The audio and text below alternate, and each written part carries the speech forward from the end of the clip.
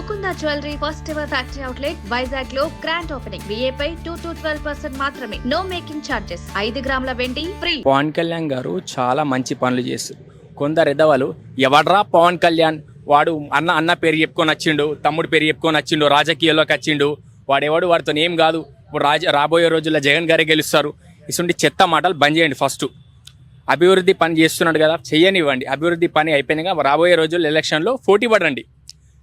ఇప్పటి నుంచి కుల రాజకీయాలు, మత రాజకీయాలు, ఇప్పుడు ప్రజలకు మంచి చేద్దామని వచ్చారా, లేకుంటే ప్రజలను నాశనం చేద్దామని వచ్చారా?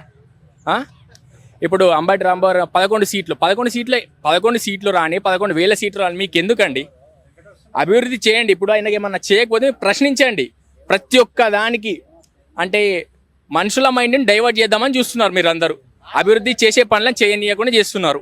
అదొకటే ఉంది. ఇప్పుడు పిఠాపురంలో కూడా పవన్ కళ్యాణ్ గారు రావట్లేదు అంటూ ఆయన వచ్చే అవసరం లేదండి. ఆయన చేసే అభివృద్ధి పనులు జరుగుతున్నాయా, నిధులు వస్తున్నాయా? ఇప్పుడు ఆయన నియోజకవర్గం కాబట్టి అభివృద్ధి చెందుతుంది కంపల్సరీ. ప్రతి ఒక్కడు బురద జల్లేవాడే. ఎదవాళ్ళకు ఒకటే చెప్తున్నా, ఎలక్షన్లు వచ్చే వరకు అంటే ఆగండి. ఇప్పుడు ఏంటంటే ఏమన్నా అభివృద్ధి చెందకుండా ప్రశ్నించండి. కులాల గురించి, మతాల గురించి చేయకండి. ఇటువంటి చెత్త పనులు వాడకండి.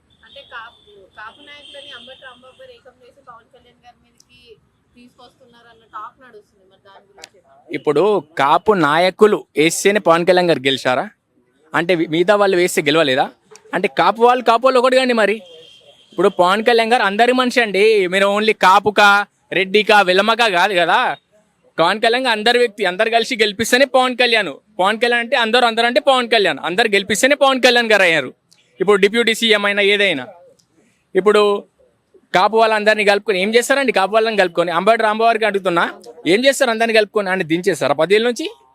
అంత లేదండి. అభివృద్ధి చేస్తున్నాడు, చెయ్యనివ్వండి. ఏమన్నా ఎలక్షన్లు ఏమన్నా ఉంటే తర్వాత చూసుకోండి ఫ్యూచర్లో మీకు. అప్పుడు గొడవలు పడండి. ముందే కులాల మధ్యలో, మతాల మధ్యలో ఇసుంటి చిల్లర రాజకీయాలు బంద్ చేయండి.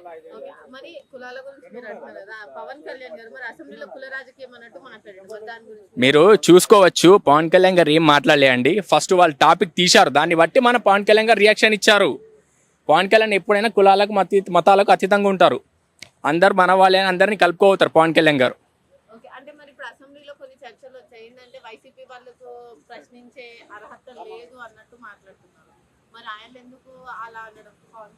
అవునండి, 11 సీట్లు వచ్చాయి మనకు. 11 ఇప్పుడు దానికి ఒక లిమిట్ టైమింగ్ పీరియడ్ ఉంటుంది. మన ఇష్టమన్నంత మాట్లాడతామంటే కాదు కదా, దానికి ఒక టైమింగ్ పీరియడ్ ఉంటుంది. ఆ టైమింగ్ పీరియడ్ ప్రకారమే మాట్లాడాల్సింది. ఇంతకుముందు జగన్ గారు ఉన్నప్పుడు అదే మాట చెప్పారు కదా, మనకు ఒక టైమింగ్ పీరియడ్ ఉంటుంది. ఆ పీరియడ్ ప్రకారమే మాట్లాడాలి. మన ఇష్టమన్నంత సేపు మాట్లాడదంటే కాదు కదా. అభివృద్ధి చెందుతుందండి, బాగా అభివృద్ధి చెందుతుంది. రాబోయే కాలంలో మనం పవన్ కళ్యాణ్ గారిని సీఎంగా చూడబోతున్నాము.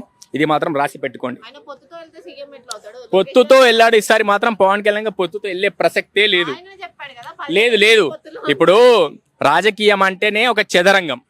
ఆ చదరంగంలో మాత్రం పవన్ కళ్యాణ్ గారు ఇప్పుడు చూపెడతారండి. ఇప్పుడు రాబోయే రోజుల్లో మాత్రం పవన్ కళ్యాణ్ గారు సింగిల్ గానే వస్తారు చూడండి. చాలా మాట్లాడారు. కొంతమంది కుల రాజకీయాలు అంటున్నారు, ఏవేవో అంటున్నారు. కొంతమంది పవన్ కళ్యాణ్ గారికి కుల రాజకీయాలు అంటించాలని చూస్తున్నారు, అంటించి ఆయన బ్యాట్ చేయాలని చూస్తున్నారు. ఆయన గెలిచిన విధానం చూస్తే మీరు, ఆయన ఏ కులాన్ని అడ్డుపెట్టుకొని ఏ కులం సహాయం తీసుకొని గెలిచలేదు. కేవలం ఫ్యాన్స్ అది అని చెప్పి ఆయనకున్న ఇమేజ్ తోటి, ఆయనకున్న పలుకుబడితోటి అలా గెలిచారు. కానీ నా కులం వెనకాల ఉంది, నా వాళ్ళు గెలిపిస్తారు అనేసి ఎప్పుడైతే ఆయన అనలేదు, ఎక్కడ గెలిచింది కూడా ఆ విధంగా గెలవలేదు. సో ఆయన పైన ఇట్లా కుల రాజకీయాలు రుద్దడం అనేది చాలా తప్పు అనుకుంటున్నాను నేనైతే.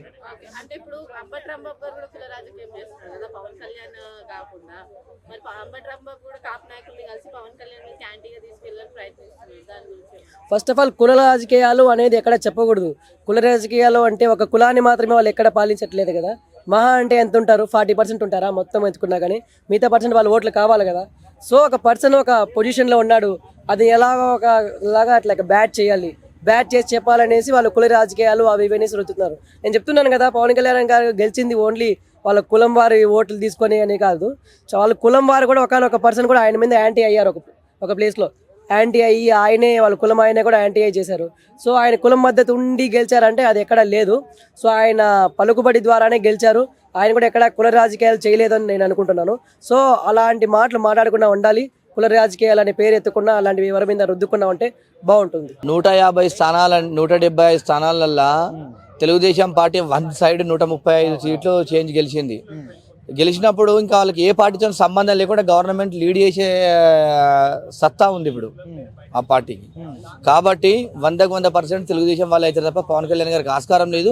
ఒకవేళ గిట్ట పవన్ కళ్యాణ్ గారికి అయ్యే అవకాశం ఉంటే గిట్ట బీజేపీకి ఎక్కువ సీట్లు వచ్చి తెలుగుదేశం కొంచెం తక్కువ సీట్లు వచ్చి అప్పుడు ఉంటే గిట్ట నరేంద్ర మోడీ గారు సరే పవన్ కళ్యాణ్ గారి మీద ప్రేమతో అయితే గిట్ట చేసేవాళ్ళేమో కానీ తప్ప ఈ పార్టీలో మాత్రం తెలుగుదేశం పార్టీ అంటే చాలా ప్రభంజనం ఉన్నటువంటి పార్టీ. ఎందుకంటే ఇలా చూసుకుంటే తెలుగుదేశం పార్టీ తెలుగు రాష్ట్రాలు తెలంగాణలో కానీ ఆంధ్రప్రదేశ్లో కానీ కొన్ని లక్షలాది మంది లీడర్లను తయారు చేసినటువంటి పార్టీ, నిరుపేదలను ఎమ్మెల్యేలను చేసినటువంటి పార్టీ, పేదవాళ్ళని ఎంపీలను చేసినటువంటి పార్టీ తెలుగుదేశం పార్టీ. ఇలా తెలంగాణ ప్రాంతాన్ని ఇలా మంచి అభివృద్ధి బాటలు తీసుకొచ్చి ఇలా తెలంగాణ ప్రాంతం ఇంత డెవలప్ అవ్వడానికి కూడా ప్రధాన కారణము తెలుగుదేశం పార్టీ. ఎందుకంటే పటేల్ పట్వార్ వ్యవస్థలో ఇలా తెలంగాణ ప్రాంతంలో వెల్మదొరల పాలనలో ఇలా మొత్తము ఎస్సీ ఎస్టీ బీసీలకు రాజకీయాన్ని చైతన్యం నింపింది, రాజకీయాన్ని నేర్పించింది తెలుగుదేశం పార్టీ. కాబట్టి కంపల్సరీ ఆ పార్టీకి మాత్రము ఏపీలో 100% తెలుగుదేశం పార్టీ ముఖ్యమంత్రి అవకాశం ఉంటుంది. ఇప్పుడు ఒకవేళ సిబిఎన్ గారు అంటే ఈ అవకాశం వచ్చినా కూడా, కేంద్రానికి వెళ్ళే అవకాశం వచ్చినా కూడా, బట్ చాలా మంది ఏంటంటే ఆయన వెళ్ళడు, ఆంధ్ర రాష్ట్ర ప్రజల మీద ఆయనకు ఒక ప్రేమ ఉంది, వాళ్ళు వదిలేసి వెళ్ళడు అని చెప్పేసి అంటున్నారు.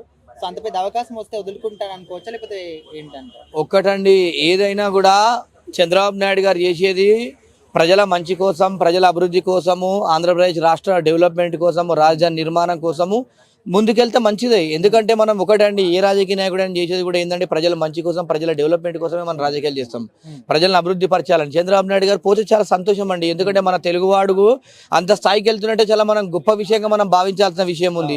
ఎందుకంటే ఒక్కటండి, ఏపీ ప్రజలందరూ కూడా ఒకటి ఆలోచించాల్సిన విషయం ఉంది. చంద్రబాబు నాయుడు గారు గిట్ట మంచి పోదలకి వెళ్తే గట్ట రాష్ట్రం రాజధాని నిర్మాణం అవుతుంది. ఎందుకంటే ఇప్పటికే కూడా మనం చూసుకుంటే 4,000 కోట్ల దాకా ఇలా ఇండియా గవర్నమెంట్ నిధులు ఇవ్వడం జరిగింది. ఇంకా కూడా నిధులు తీసుకొచ్చి హైదరాబాద్ అయితే ఏ విధంగా చంద్రబాబు నాయుడు గారు డెవలప్ చేసిరో అదే విధంగా మనము రాజధాని కూడా నిర్మాణం చేసుకుంటే గిట్ట బాగుంటుందని చెప్పేసి నేను అనుకుంటున్నా.